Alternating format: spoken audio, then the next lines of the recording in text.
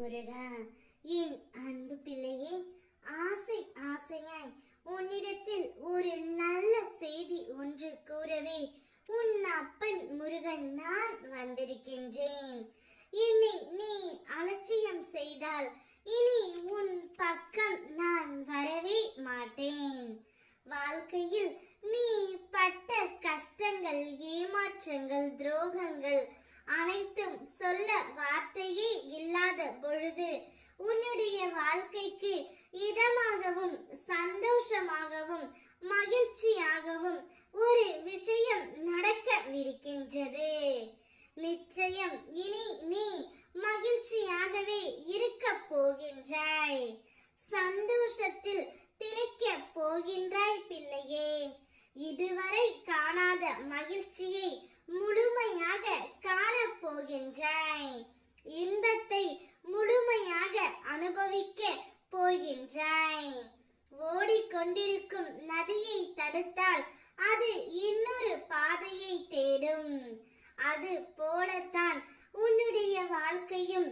உன்னுள் ஓடிக்கொண்டிருக்கும் அனைத்து கஷ்டங்களையும் நான் தடுத்து மகிழ்ச்சி என்ற பாதையை உனக்கு உருவாக்கி கொண்டு போகின்றேன். சோதனையான கஷ்டத்தை எவ்வளவு தாங்குகின்றாயோ அந்த அளவு உயர்வு காத்து இருக்கின்றது. எல்லா இன்னல்களுக்கும் ஒரு முடிவு உண்டு. அந்த முடிவு உனக்கு சுபமாக மாற வேண்டும் என்றால் இன்றைக்கு இந்த நிலையை சகித்து கொண்டு இரு. சீக்கிரமாகவே ஒரு நல்ல வழி பிறக்கும். அதுவரை பொறுமையோடு காத்திரு.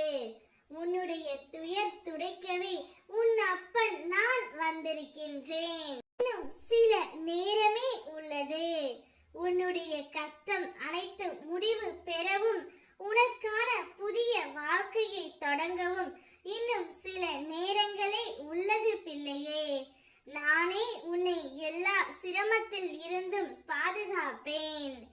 என்னை முழுமையாக நம்பியிருக்கும் உன்னை நான் எங்கனம் கைவிடுவேன். பொறுமையுடனும் நம்பிக்கையுடனும் காத்திரு. விரைவில் நல்ல மாற்றங்கள் நிறைந்த மகிழ்ச்சியான அற்புதமான பொன்னான வாழ்க்கையை நான் அமைத்து தருகின்றேன். உனது வாழ்க்கையை புதியதாக ஆரம்பமாக போகின்றது. நல்ல வசந்த காலம் உனக்காக காத்து கொண்டு இருக்கின்றது. நீ விரும்பிய அனைத்து வளங்களும் உன்னை வந்து சேர போகின்றது.